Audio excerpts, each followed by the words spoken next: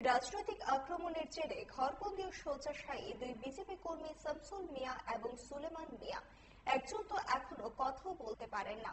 আহতরা সম্পর্কে খুড়তুতো ও জ্যাঠতুতো ভাই। গত 12ই আগস্ট পঞ্চায়েত নির্বাচনের ভোট গণনার দিন সোনামুড়া উড়োমায়েব তাদের উপর আক্রমণ করা হয়েছিল। শামসুল এবং সুলেমান দুজনকে বহিরাজ্যে নিয়ে যেতে বলা হয়েছে, কিন্তু টাকা না থাকায় আর চিকিৎসা হয়নি। অভিযোগ, আক্রমণকারী বাম দুষ্কৃতীরা নাকি উল্টো হুমকি দিয়েছেন, মামলা প্রত্যাহার না করলে শামসুল মিয়া এবং সুলেমান মিয়াকে মেরে ফেলা হবে।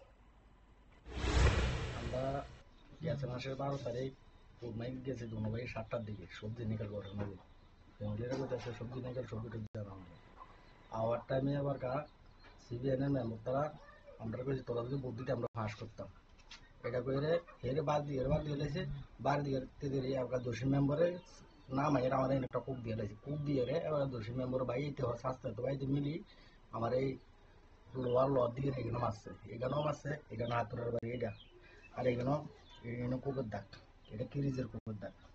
তো মারধর করছে, মারধর করানো হয় তাই আমি আমবুড়ে এই এলাকাবাসী মিলে চেক করছি, আবার এলাকাবাসী আমার বাঁচাইছে কিন্তু আমার হসপিটাল হারাইছে। আর আমি এলাকাবাসীর কাছে বলছি আমার কাকা তো ভাইটার বাঁচা। তার 1 ঘন্টা পরে তার হসপিটাল হারাইছে। 2 জন আসামি ধরা হচ্ছে আর 7 জনে বলতে কে যদি না নামায় আমরা মারি কেউ জানে। তারা বলছি আমি এডিও এলাকার মেম্বার সবার হুনাইতে আছি। তো যারা ঘটনা করছে তারা মাস্টার মানুষ হয়ে আমরা লাগে এই চাকরি করছে। এলাকার মেম্বার প্রধানের কাছে আমি উপযুক্ত বিচার চাইছিলাম, আর উপযুক্ত বিচারটা তারা করতে করেছিল। তারা কোনো ধরা কি কারণে করছে? তোমরা কি কোন পার্টির সমর্থক? আমরা বিজেপি পার্টির সমর্থক। আর এরা সিবিএন এর।